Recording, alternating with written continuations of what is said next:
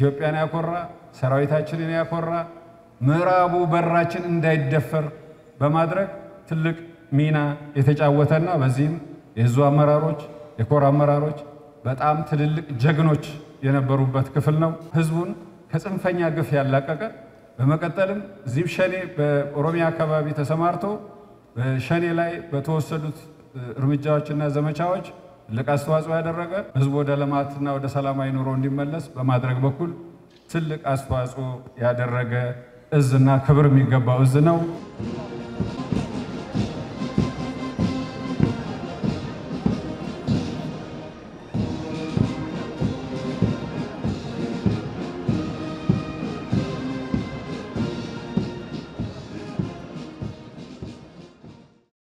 ለልማት ሰላም መሰረቱ ነው።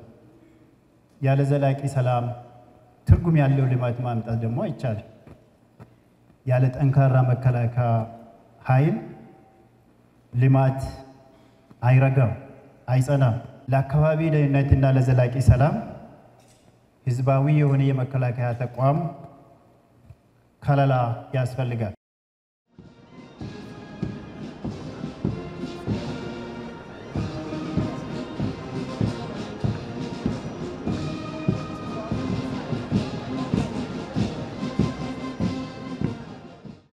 የምስረታ በዓላችን የምናከብረው የምዕራብ ዕዝ 47ኛ ዓመት የድል ጉዞ ታሪኩን ለመሰነድና ለትውልድ ለማሻገር እንዲሁም ኢትዮጵያን ለማጽናት የጀግኖች ሰማዕታትን አደራ ከግቡ ለማድረስ ቃል ለመግባት ጭምር ነው። የምዕራብ ዕዝ ተቋማችን አለኝ ከሚላቸው አንጋፋና ታሪክ ሰሪ ዕዞች መካከል አንዱ ሲሆን ከ1970 እስከ 2017 ዓም ድረስ ብዙ ገድሎች ባለቤት የጀግኖች አሃዶች እናት የብልህ አመራሮች መፍለቂያ ጭምር ነው።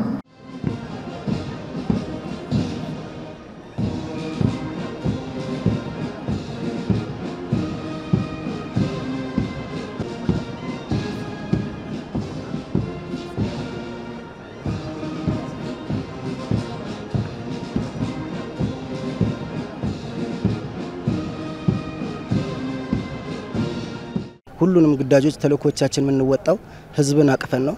ህዝብን ያላቀፈ ተልእኮ በምንም መልኩ ስኬታማ ሊሆን አይችልም። ከባህር የወጣሳ እንደማለት ነው። ሰራዊት ህዝብን ሳያቅፍ ምንም አይነት ግዳጅ ሊወጣ አይችልም።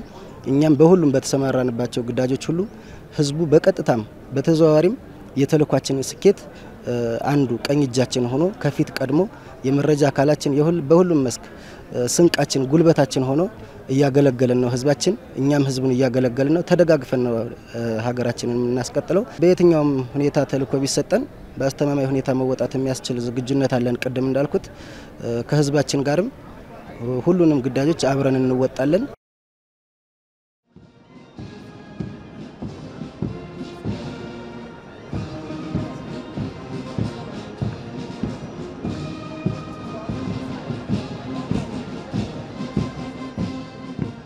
ከራስ በፊት ለህዝብና ለሀገር የሚለው መሪ ቃል ተቀብሎ ህዝብና ሀገርን ያገለገለ ነው።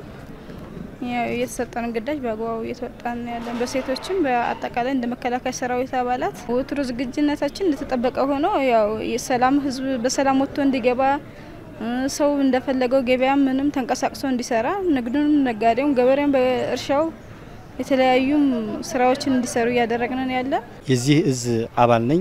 እንደገና ደግሞ ለዚህ በዓል ተሳታፊ መሆኔ እጅግ በጣም ደስተኛ ነኝ። ሁለት አካላቶች ናቸው ያሉት እኛ ጋር በተለይ የጽንፈኛውና ሸኔ እሱን የማጽዳት ስራ ነው እየሰራን ያለ ነው።